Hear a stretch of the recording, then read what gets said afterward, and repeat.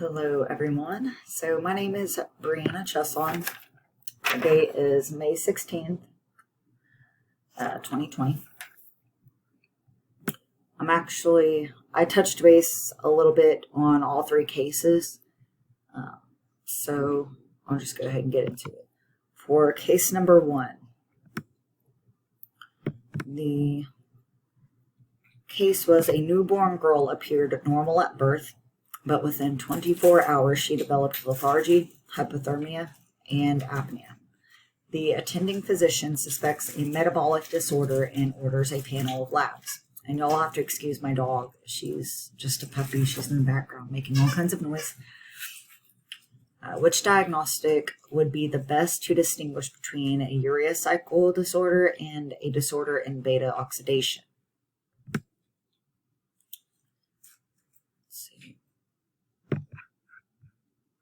Jump over to my script. So for case 1, I have plasma glutamine would be the best test to decipher between urea cycle disorder and beta oxidation defect.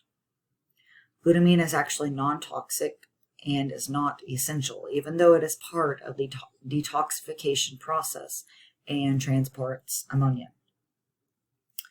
In urea cycle disorder, along with the rise of free ammonia, plasma glutamine levels are elevated, while glutamine levels are normal in beta oxidation defects.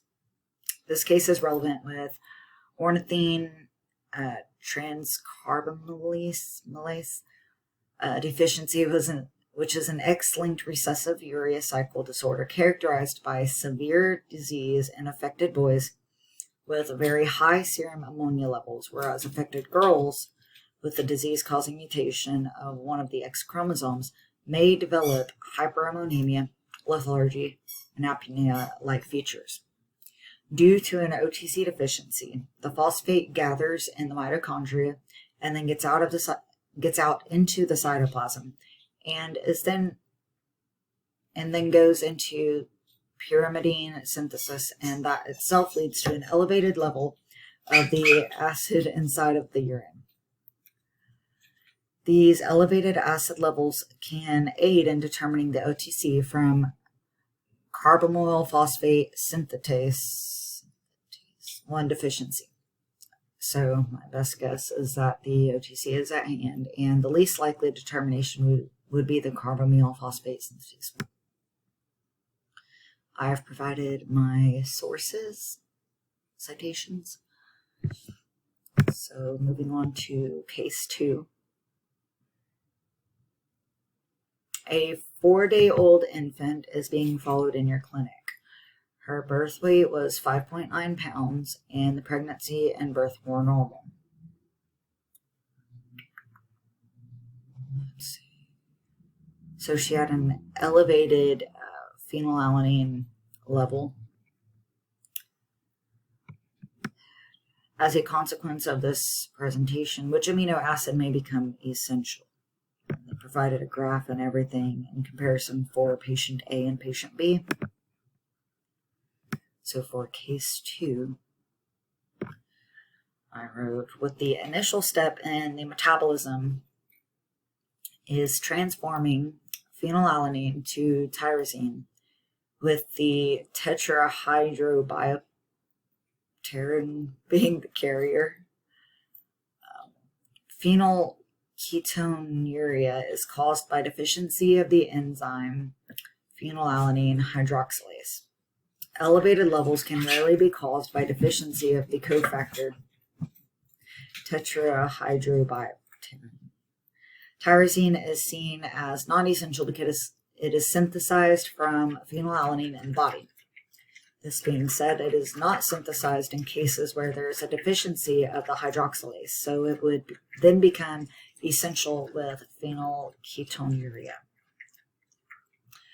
Some reasons for phenylketonuria could be a defect in the gene that produces phenylalanine hydroxylase. These words are tripping me up.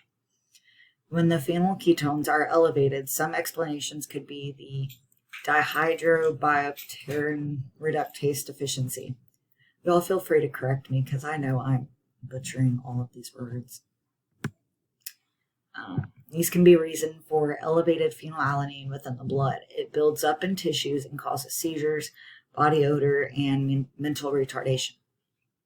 For the BH4 loading test, it is used to tell apart hyperphenylalanine. Lord help me. Hyperphenylalaninemia patients, since it can be from either the PAH or BH4 deficiency.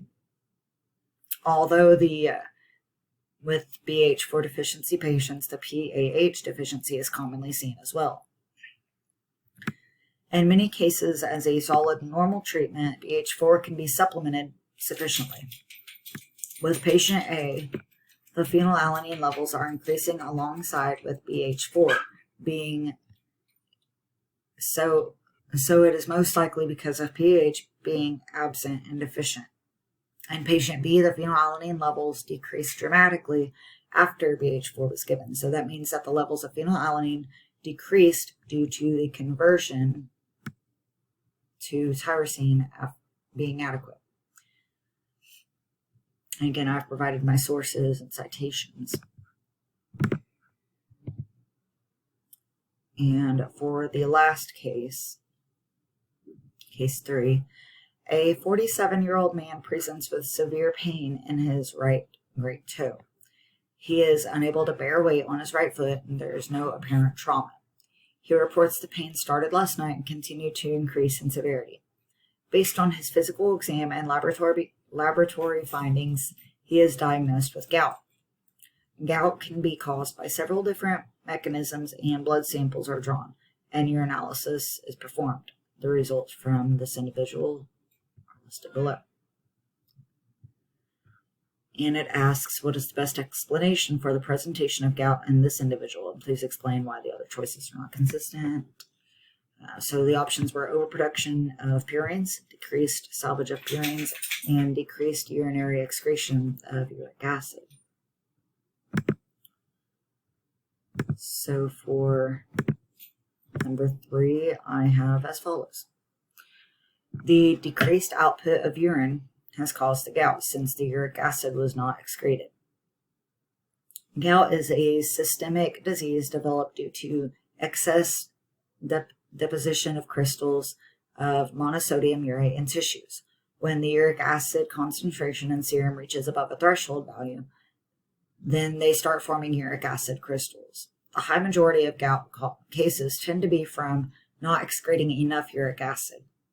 Overproduction of purines and decreased salvage of purines are not right because only serum levels and uric acid was tested clinically. So in order for those options to even be viable, more tests must be observed because this type of deficiency leads to overabundance of uric acid.